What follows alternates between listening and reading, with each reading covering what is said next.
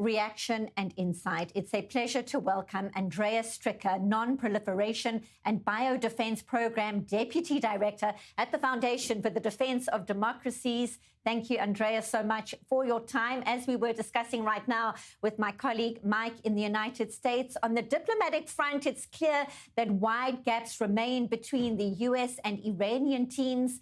And the latest development, an Iranian official telling the Wall Street Journal those gaps may be unbridgeable. Given those US red lines, what kind of changes can the Iranian negotiators bring to the table at this specific time?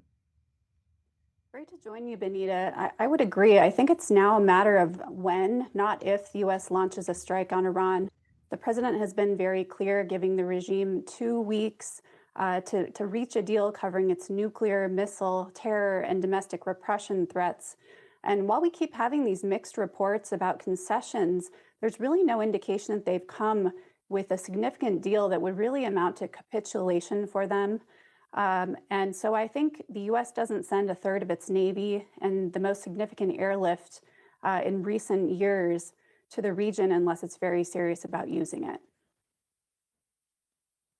Lot of firepower right now, and we are also looking at new satellite images, Andrea, showing Iran is repairing and trying to fortify the military and nuclear sites that it has. Of course, following the 12-day war, what is your sense of how the Islamic Republic's nuclear ambitions were set back in June already, and what are your concerns when it comes to stopping Iran's uranium enrichment? Well, I think the Iranian nuclear program does still have significant bottlenecks and choke points in the pathway to nuclear weapons. Their highly enriched uranium is likely entombed underground at this point, so they don't have the means to actually be able to build a nuclear weapon. But having said that, Trump had mentioned to NBC News a couple of weeks ago that they had seen the regime start to rebuild something. He seemed to be referring to an enrichment facility, that they had moved away from the damaged or destroyed Fordow enrichment facility. Perhaps they're working on the Pickaxe Mountain enrichment plant. That's a suspicious facility, even more deeply buried than the Fordow enrichment plant. That would violate the president's red line that Iran abandon enrichment and its nuclear weapons ambitions. And so he may be compelled to act based on that kind of activity.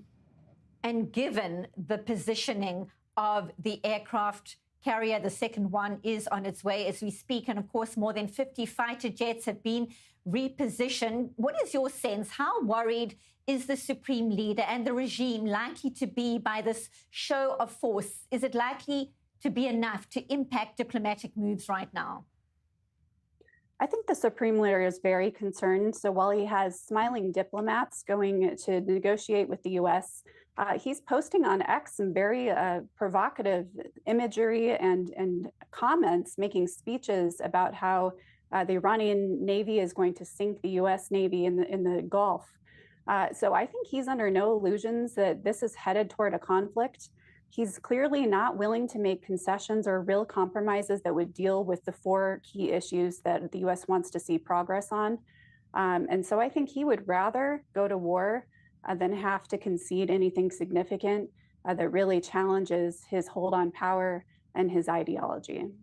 Certainly feels like the region is on some kind of precipice that something big could be happening very soon. Andrea Stricker, Non-Proliferation and Biodefense Program Deputy Director at the Foundation for the Defense of Democracies. Always appreciate your insights. Thank you so much.